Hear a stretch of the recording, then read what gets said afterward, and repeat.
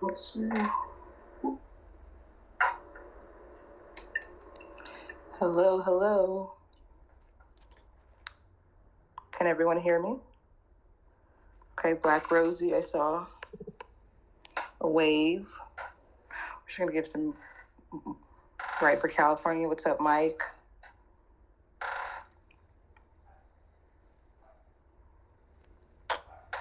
We're just waiting for a couple more people to join us.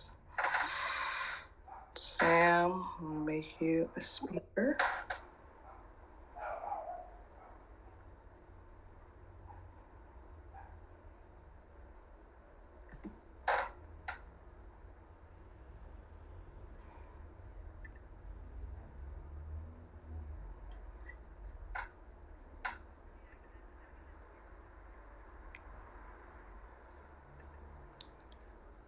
All right, we'll give it a couple more minutes and then we'll get started.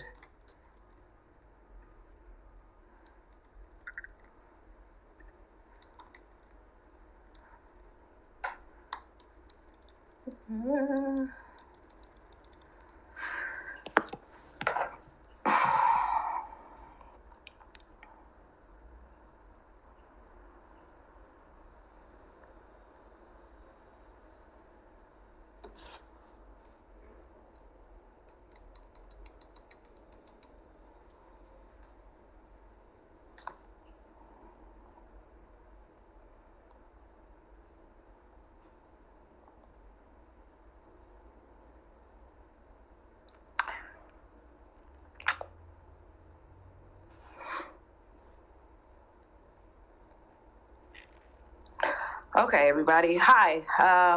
Welcome to Playback's Twitter space. I'm Greer Ngonga, and I lead marketing at Playback. And for those of you who aren't familiar with Playback, we are building a better way to watch live sports by integrating community and creators directly into the watch experience. I'm going to pin our promo video for the beta version of our product to the top of this Twitter space. And I'll also be pinning Sam's blog to the top of this Twitter space because that is the catalyst for the conversation that we're going to be having today. Now I'd like for everyone who's going to be on the panel today to come off mute, and if you could please introduce yourselves and your brand. Right for California, you're first on my screen, so if you could start, that would be great. Yeah, hi, I'm Rob. I'm one of the editors for Right for California. We're a website that covers all things UC Berkeley or Cal and Cal Athletics. And we were originally part of SB Nation up until a few years ago. And then we came out and started our own thing and kept our community growing.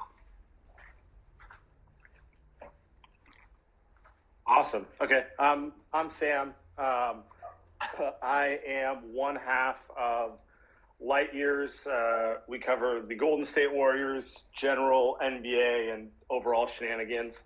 Also, I lead creator growth at Playback, so if anyone's interested in hosting on Playback, feel free to contact me directly.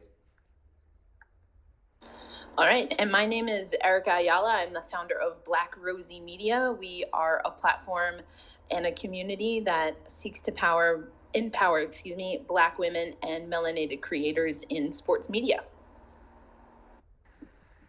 Hey, what's up, everybody? My name is Mike Zakarian. I'm one of the hosts over at Team Hold, which is a community that has been built around kind of all sports-related things in Web3, but predominantly the NBA, the WNBA, and then the NFL as well.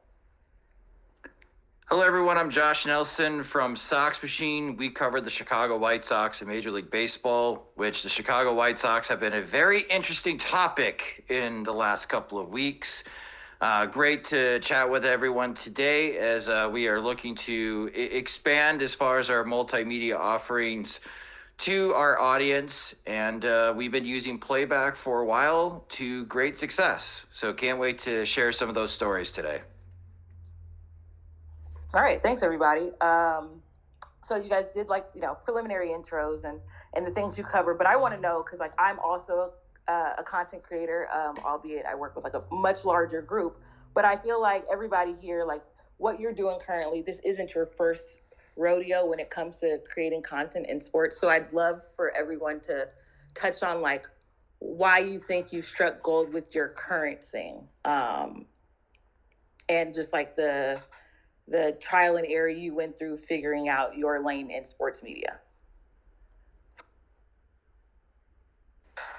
Here, I can go ahead and jump in first. I'm a comedian in New York and was losing my mind during the pandemic as we both like not being able to go outside, but also kind of taking away that creative performative experience that I like thrived off of. So during that time, we started, a friend and I just started streaming around basketball, specifically around NBA Top Shot. And that's kind of how it was born into it. And it was this like perfect storm of basketball, something that I already love, with this Web3, which I knew nothing about, but was fun to talk about and just be wrong about generally. And then to do it in this way that I was able to kind of access the comedy stuff that I love, but also the community building stuff that I had an educational background in. So it was just this like perfect storm of like building a community from the ground up, starting with like nobody. I think we had like 5 people tune in the first time we did it, and now to manage a Discord, which is also a bonkers thing that I'm saying out loud, that I'm not only managing, but a part of Discords in general, but managing a Discord of like 1,500 and having like a daily YouTube show, which is all things that sounded like, a 9-year-old would be doing. And my proud 37-year-old self is thriving in this environment. Yeah, well, that's awesome, Mike. Piggyback off of it. So I think the background story is probably the same for my co-host Andy and I, but we both kind of dabbled in blogging and writing about sports prior to starting Light Years. Obviously, it started with just a general passion for the subject, which in this case was basketball. And then we started, honestly, the podcast started as us messing around. And the more we started doing it, the more just really liked it, was really drawn to speaking through a mic and just kind of communicating that way more so than written. And it just kept snowballing upon itself until it like built out to being a full-fledged community. Wow. I mean, I love hearing what everyone's journey has been. My individual and personal journey has been several years in sports media, multimedia, sports journalism. Black Rosie Media is very new. We just launched in May. But through the, going on 8 years that I've been in the sports media space, I have noticed that there are side communities of women, but especially Black women and women of color, where we communicate with one another, because the industry is not always good to us. The society is not always good to us. And so what I am creating now in the way that I'm using Watch Playback, or Playbacks, excuse me, is to make us more visible, to have us be seen and heard, and to really cut our teeth in some of the areas of content creation that we want to grow in, so that there are fewer and hopefully eventually no excuses as to why companies can't find Black women and other melanated creators to fill their open positions. Yeah, at Sox Machine, we just didn't like how the White Sox were being covered. My partner, Jim Margulis, started writing about the Chicago White Sox in 2005. That was a very magical year to start writing about the White Sox as they won the World Series. And he's been doing it ever since, and we've been podcasting together for the last 9 seasons.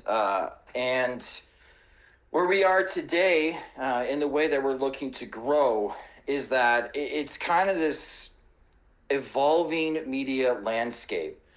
People didn't mind hour-long podcasts a few years ago. Now you have to aim for like 30 minutes.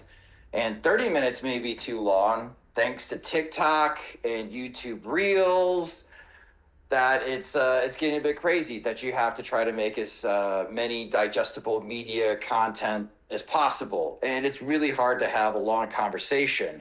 But what's been fascinating is that what we have found from a Chicago perspective is that what fans still yearn for, even during the pandemic and even after the pandemic, is that feeling of I'm getting to watch the game with other people that are fans of this team, maybe newfound friends of this team, and building a community that way.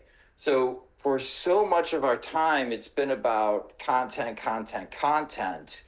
But I have to say, in the last 18 months, it's been really focused on building a community of fans.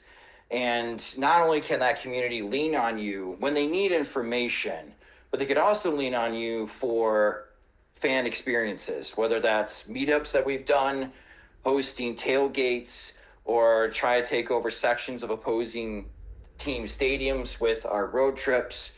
But now Playback offers this experience that's really in line a lot of our fan base, that it's like going to the sports bar with us and watching the game. And it's been fascinating as far as this journey where it's so tough to get noticed when you are trying to make content. But now in 2022 and 2023 and beyond, it's almost as important or even more important to focus on the community aspect. And that will decide just how much staying power you have.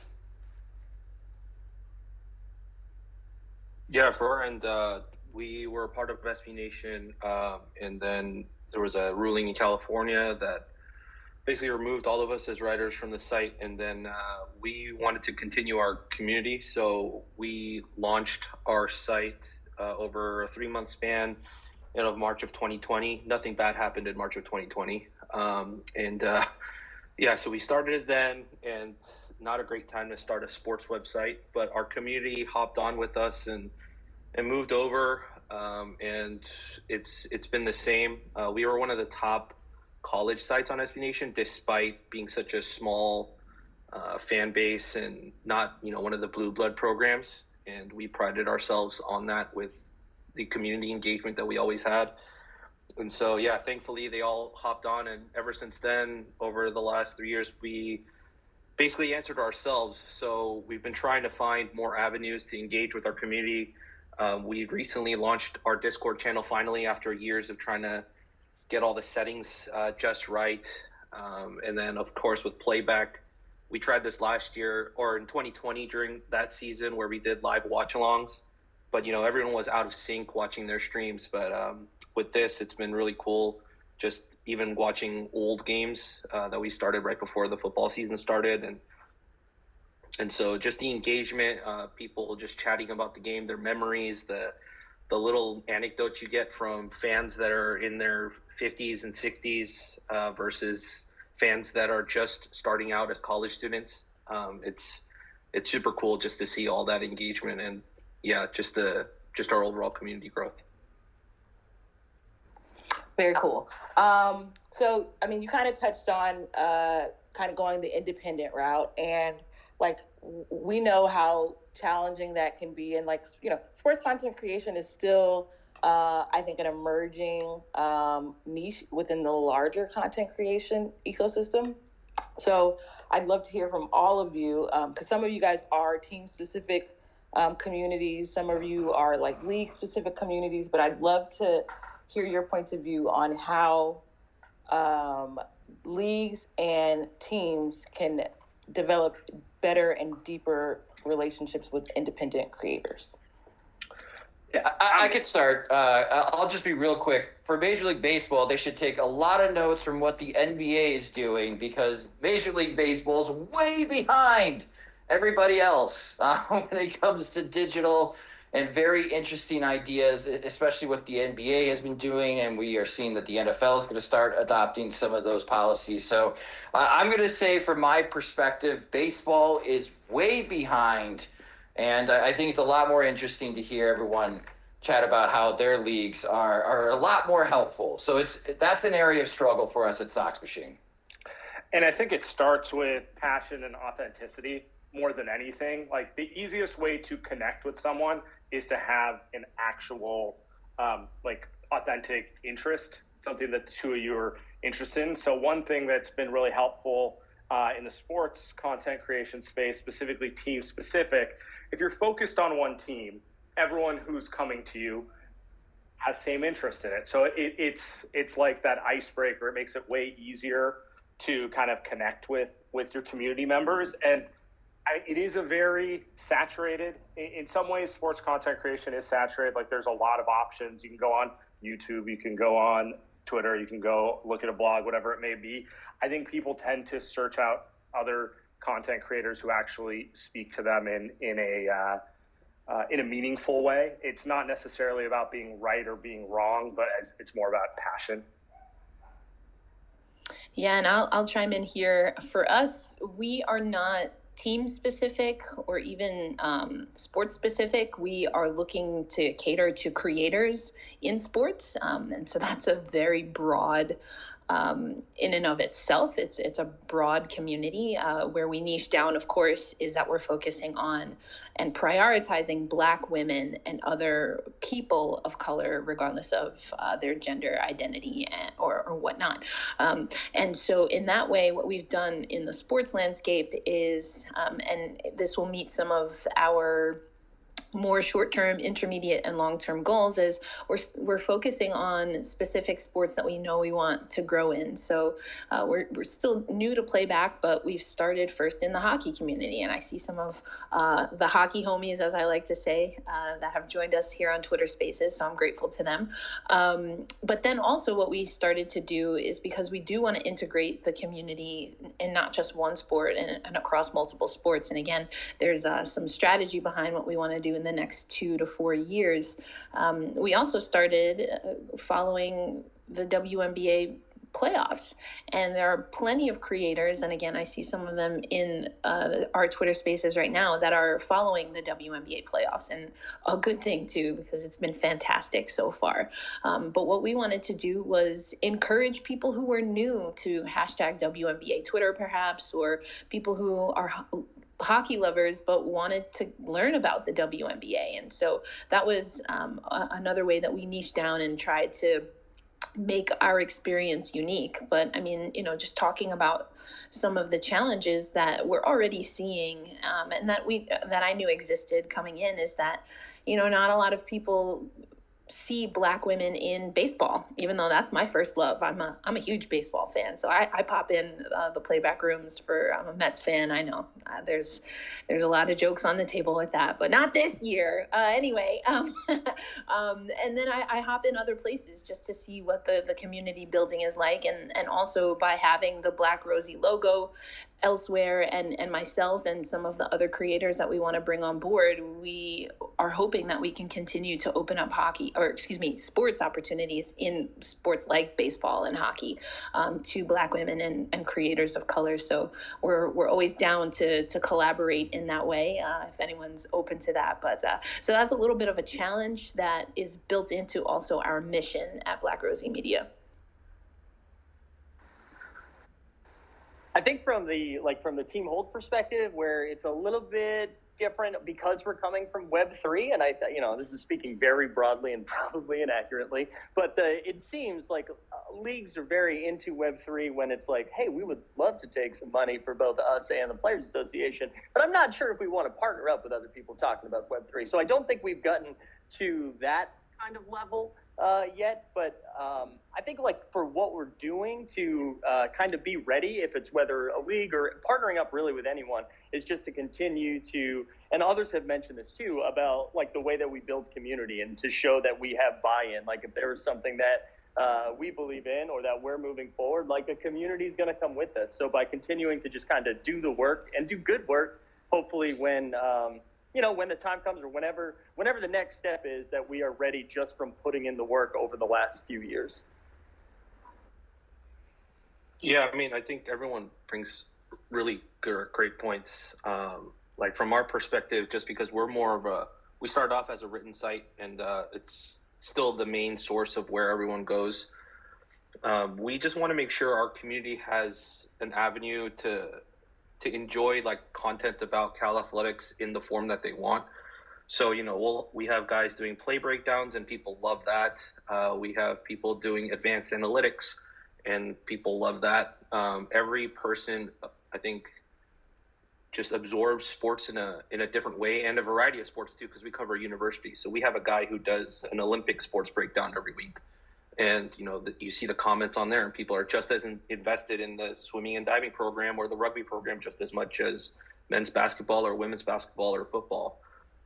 So yeah, just being able to provide that in whatever form they love to look at sports and the glasses they like to look at sports through, I think is a big part of our ethos as for our site, and just to make sure that we don't look down and on any fan that comes to our site and wants to talk about sports. If they want to learn, and we're able, in whatever fashion we're able to teach it, or if they want to teach us something that we got wrong, we're all ears. And I think it's just about that trust between both the community and from the creator side, and just being able to grow whatever we see is necessary for the site. Okay, so you touched on community, Bobby. We would like to know, especially we have some established communities and brands on here, and we have some newer brands and communities on here. But we'd love to know some of the ways that your community has grown since you've been using Playback. Or what's a unique observation that you've made as a community leader who's active on Playback? Yeah, being able to let me go first. Sorry, go ahead. I was going to say, being able to see people's faces is underrated. Awesome aspect of Playback. You may interact with someone in the Discord, or you're used to seeing them reply to your tweets or comment on your blog, but you don't necessarily put a face to a name. So just taking it to the next level and being able to have that interaction, bringing them on stage, has been, I think, amazing for community building. Andy and I, when we host, we love to bring Light Years members on stage at various points, just kind of get their perspective on what's going on in the game, and, kind of have fun with it. I just think anything you can do to kind of engage people in a more one-on-one basis and kind of make it more human. The internet has a way of making everything feel like it's not human. So Playback gives you an opportunity to kind of connect with people even deeper than you already do. Yeah, for us, I think one of the cool things that we did was we actually reached out to the Cal Athletics department and asked if we could have one of the coaches come on the live stream for 15, 20 minutes if they were possible. And graciously, our wide receiver coach gave us the time. We were watching the 2003 SC Cal game, Aaron Rodgers at quarterback, and our current wide receiver coach was one of the wide receivers on that team who caught, I think, the first touchdown or the second touchdown. And it was really cool because I didn't think he was going to be able to make it. And he comes on, and he's on the field at Memorial Stadium, and he shows us, he's standing in the end zone, and he's like, this is where I caught that touchdown. And we had just watched that on the stream, and everyone in the chat is like, oh my gosh, this is amazing. We got Coach Toller on. He was just there talking us through the play and what Aaron was telling him and what he was seeing and how he remembers it. And so it's those little moments like that, I think, are so great for our community. Just not that Coach Toller was on, but more so you just see in the chat and everyone just writing out their memories from that game, if they were at the game or if they were a kid watching at home, just what it was. And I think that in itself just brings that we were all there. We all witnessed this in whatever form that may be, whether it was on the radio or TV or in person. And so that's been one of the great highlights so far in running. We've only done, I think, 2 live ones so far, live events. So yeah, in terms of the throwback games that we've been doing, I think it's been so cool. I'm one of the newer creators, but I've been kind of piloting this theory with myself, actually, and then hopefully I can do this for other Black creators, Black women, and melanated creators. But one thing, especially if you want to be someone who's going to write about sports, if you want to be someone who's going to be podcasting, or even as a broadcaster, it can be tough to get reps in. And so even though I'm having fun when I'm watching We've done some rewatches of Seattle Kraken games, and obviously have been covering the WNBA playoffs. But what I also challenge myself to do is really watch the play as it's unfolding in action, and, you know, cut my teeth on practicing play-by-play, practicing breaking down a sport that maybe I didn't grow up playing, or that I haven't had the opportunity to broadcast yet. And so in that way, it's a fun experience for a community, and hopefully it can be somewhat of a fun and kind of low fidelity, or like a little less pressure way of having, again, people that we don't often hear or see on broadcasts on the sideline get some reps in. And so that's been a lot of fun. That's why I love that we get the opportunity to have the recordings. So that then becomes something that an up and coming creator can have, and you know, have as a part of maybe a demo or something, because it can be difficult if you don't have money to travel, or you're not in a market, you're not getting paid to go to games. How much are you willing, or are you able to invest into what you're hoping is going to be a career in sports? And so I, again, was still new, and I'm the only test subject right now, but the idea is to use playback in that way, and still make it fun. There's still ways to make it fun and engaging, but I think that's what Black Rose Media does a little bit differently, is that, you know, we do want to break down the X's and O's, and we love it when we have people that are new to a sport or to a team, and really want that breakdown, and we take the time in our rooms to do that. I think what's really cool is a bunch of different people have said a bunch of different things and how they use the platform, and it's pretty neat that, and it's all kind of going towards a similar direction, but neat hearing everyone use it a little bit differently. Team Hold is kind of like how Sam uses it, where it's been really great for us to be able to engage with our audience in a different way. And I think like one of the secret weapons of community building is like making people feel like they matter. That shouldn't be a secret weapon. That seems pretty basic, actually. So the very open and honest weapon is making people feel like they matter. And whether that's referencing their chat that's happening, whether it's giving them an opportunity to come on stream, and to do it in like a safe space too. Like you're like, hey, why don't you come on our YouTube show? And you don't know how many people are going to watch it, whether it's live or even later. But in this environment where you're like, okay, I know it's 50 or 150 of people who I already have this like established internet rapport with, just creates a safer space for them to kind of flex their muscles a little bit and have some fun with it. And one thing that's been really cool, we have a show on our YouTube channel called Watch Your Work with two awesome hosts, Kevin and Kelsey, who cover the WNBA and things with WNBA Top Shot.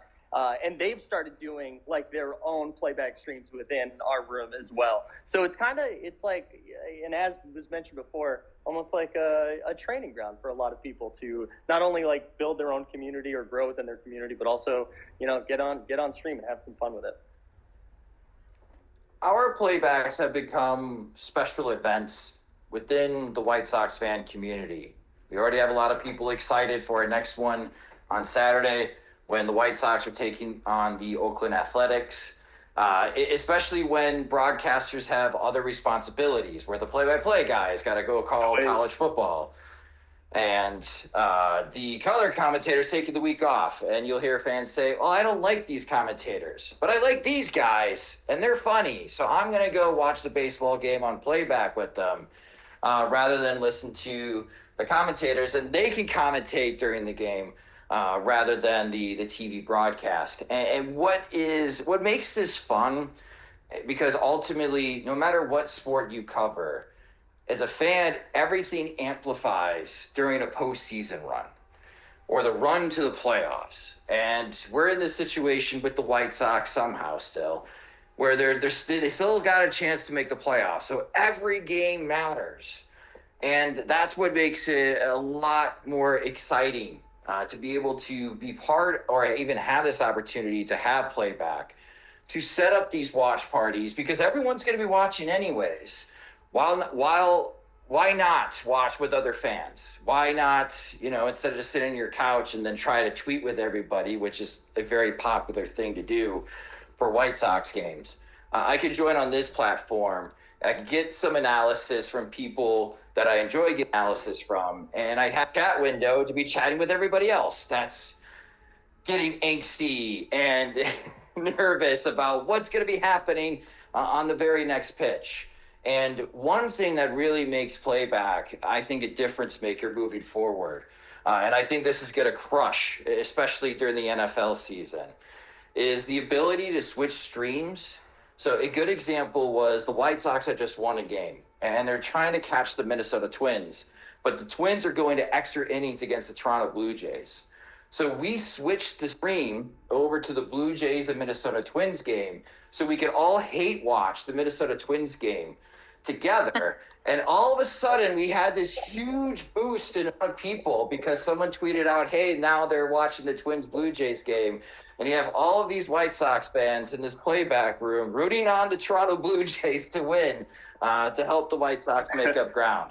I think that this is going to be something that's going to crush, especially during the NFL, with the postseason expanding. When you get into Week 18 and everybody is playing at the same time, being able to bounce back and forth between streams, I think it's just going to enhance the value, especially being a fan and a content creator in this new digital landscape that continues to evolve. Josh, I love that story because the first time I hosted a Playback watch party, we were watching a preseason Warriors game. So this was last October, pretty much a year ago. And then, by the third quarter, it's just backups playing, but it was still fun to hang out with the community. But it happened to be the same day as the National League wildcard game. As you can imagine, most Warrior fans are San Francisco Giants fans in addition. So we flipped over because they all wanted to hate watch the Dodgers. Hopefully, absolutely. Obviously, it didn't happen in that game, but it was so cool to be able to do that. And as we get into and I can just speak for myself, as we get into the NBA season, obviously I watch every Warriors game, but it's a long season. There's a certain amount of duds every month, right? If it's a blowout, I'm going to want to switch the stream to whatever the hot game is that night. So I'm so excited to be able to start doing that on Playback as well.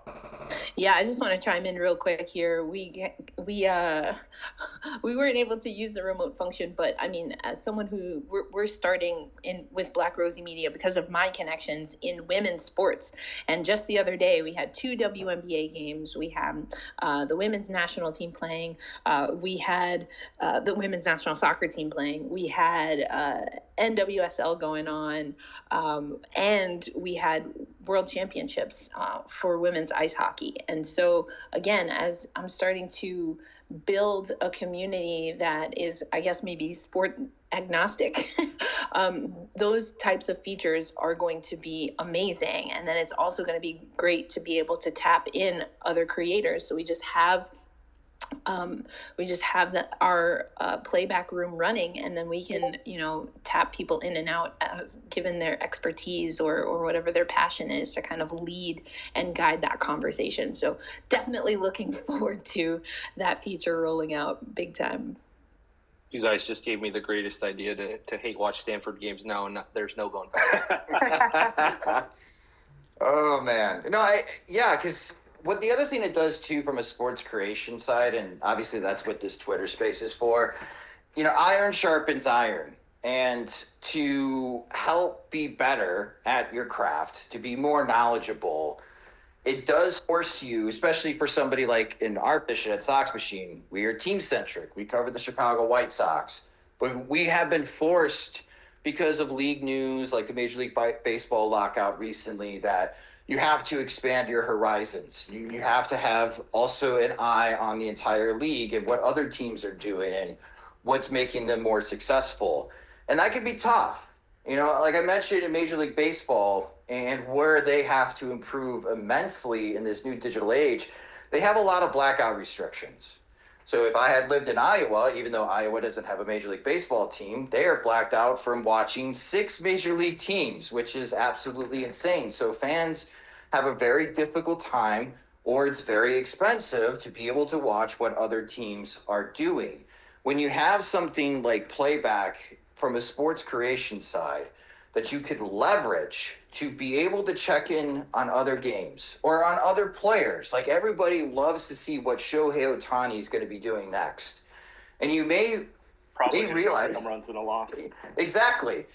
First time someone's done since 1920, and the Angels lose 7-5. But still, it's exciting because not that many baseball fans get to see what Shohei Ohtani does during a live game. They have to wait for the highlights, which they can watch on MLB Network, or for those that still watch Sports Center. But here, this is where Playback is going to give us, the sports content creators, an edge. Being able to utilize this platform to be able to switch to different streams and also give us an opportunity to leverage our expertise in other areas and prove to people, yes, I know a lot about the Chicago White Sox, but I also know a lot what's going on in Major League Baseball. Yes, I may know a lot about Cal sports. I hate them, but I also know a lot about Stanford as well. And et cetera, with all the different leagues as well. So for those that are in this Twitter space and you are a sports content creator, or you're wanting to be, you really should be thinking about utilizing Playback in the present and in the very near future, because it's just going to give you this extra tool to utilize in helping produce content to the masses.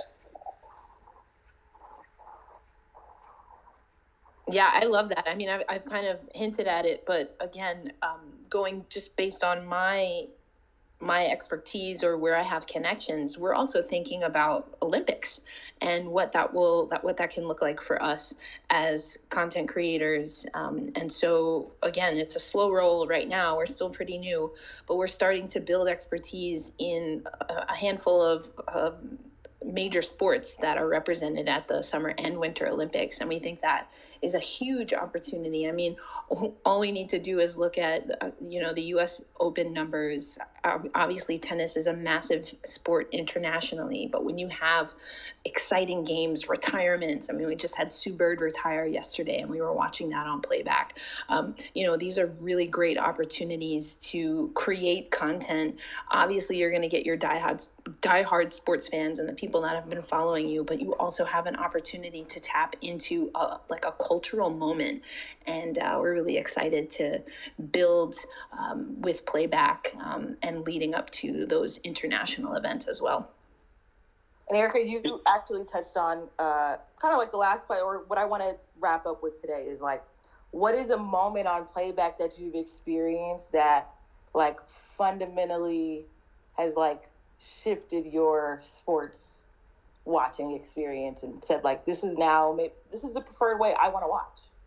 Yeah, I mean, I'll just go real quick so that I can defer to the rest of the panel. But again, I mentioned two things. One is that Sue Bird just retired. I mean, watched that on Playback, and we were kind of cutting into Sue Bird on Playback, and some of her demeanor early in the game, and then for all of us to just sit there and watch together to see her last game was really powerful. But then also I mentioned that we had a day where we had two WNBA games on the docket, but we also were keeping tabs on the Women's World Championships. And the thing that I loved about Playback is that, we could go in as creators and go to tech support and be like, listen, I know we were scheduled to do this, but this is happening right now, and we really want to switch over and be able to watch this live. So I think, again, just the excitement that you can create around a moment and to be able to capture that with your community is very powerful,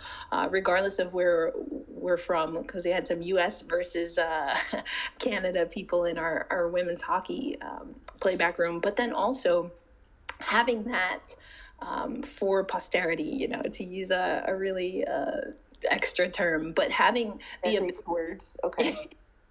So having the ability, though, as content creators, we know how important it is to be on video. And why is that? Because it gives you the opportunity to use one piece of content and you turn it into a podcast. Maybe you turn it into a reel.